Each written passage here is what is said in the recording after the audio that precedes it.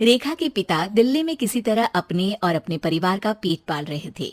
पर एक दिन अरे रमेश, तुम्हारी बेटी के तो समझो भाग्य ही खुल गए। वकील लड़के का रिश्ता आया है। अरे वाह। कब करना चाहते हैं शादी? वो लोग तो जल्द से जल्द ही करेंगे। बाकी शाम को मैंने रेखा को देखने के लिए बुला लिया है। तेरा घर छोटा है तो तुम लोग मेरे घर ही आ जाना। राकेश और उसकी बीवी सारी तैयारी के साथ रोहित और रेखा की शादी कर देते हैं। लेकिन अगले ही दिन देखो रेखा, शादी भले ही हो गई है, लेकिन तुम ये मत सोचना कि मैं किसी जोरू के गुलाम टाइप रहूंगा। रेखा को रोहित की बात अजीब लगती है। मैं ये तो सोच भी नहीं सकती और ना ही चाहती हूँ, लेकिन शादी के अगले ही दिन इस तरह की बात की उम्मीद भी नहीं थी।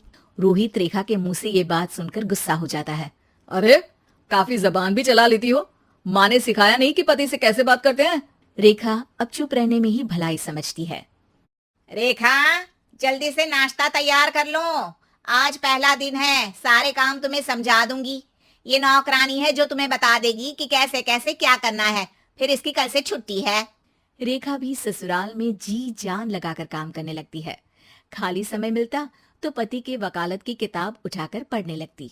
ये क्या, जब देखो तब पढ़ती रहती है। अच्छा सुन, कल पिता के घर से 20,000 रुपए लेकर आना। मेरे छोटे बेटे की फीस भरनी है। लेकिन पापा क्यों भरेंगे उसकी फीस?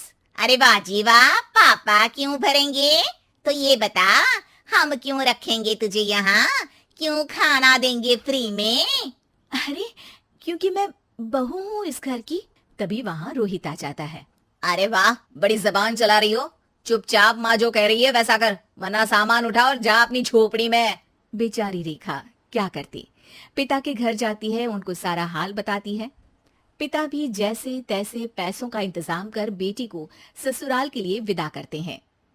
देखा, अब कहाँ से आए पैसे? अरे बहुत माल है तुम लोगों के पास, बस सीधी उंगली से निकालते नहीं। नहीं नहीं माँ, पापा ने अपनी मोटरसाइकिल बेचकर पैसों का इंतजाम किया है। पता नहीं अब वो ऑफिस कैसे जाएंगे। अरे वाह भाई, ये भी हम सोचे। खैर, जैसे तैसे दिन बीतते हैं। रेखा जहाँ एक प्यारे से बेटे की माँ बनती है, तो वहीं उसका वकालत की किताब में ज्ञान और गहराता जाता है। हे भगवान, बुरे फंसे। ये केस तो लगता है कि मैं हार ही जाऊंगा। देखिए, मैंने आपकी इस केस की फाइल पढ़ी थी। इस केस को जीतना बहुत ही आसान है। वाह भाई वाह, यहाँ वकालत की डिग्री लेकर भी मैं समझ नहीं पा रहा हूँ, और तुमने रोटी बनाते बनाते ही केस समझ लिया।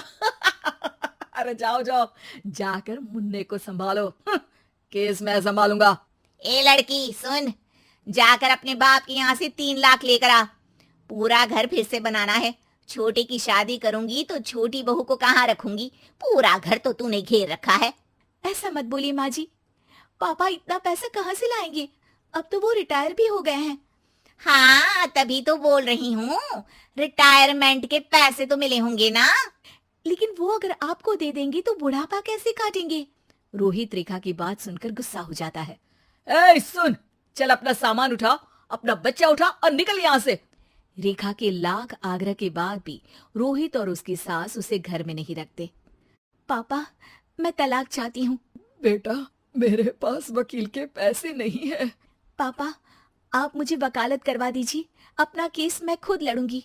इस बार रेखा के पिता भी उसे ससुराल ना भेजकर रिटायरमेंट के पैसों से वकालत करवाते हैं।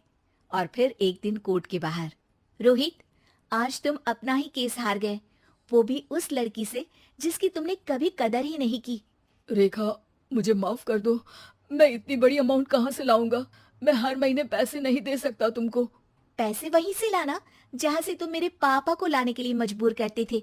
एक पिता अपनी बेटी की शादी उसकी खुशहाली के लिए करता है, ना कि सारी जिंदगी कर्जदार बनने के लिए। अरे, मेरे ही बेटे की किताब पढ़ पढ़ कर ज्ञान बांट रही हो। वकालत की किताब तो ससुराल में ही पढ़ी थी ना। बिल्कुल, यहाँ मेरी गलती रही। जिस पैसे से मैंने इसकी शादी की थी, मुझे वो पैसे पहले इसकी पढ़ाई में लगाना चाहिए था। और आज रेखा एक जानी मानी वकील के रूप में काम कर रही है। उम्मीद है कि आपको हमारी ये कहानी पसंद आई होगी। कृपया हमारे चैनल को सब्सक्राइब करें और सभी अपडेट्स के लिए बेल आइकन जरूर क्लिक करें। और हाँ, वीडियो लाइक और शेयर करना मत भूलिएगा। Bye bye.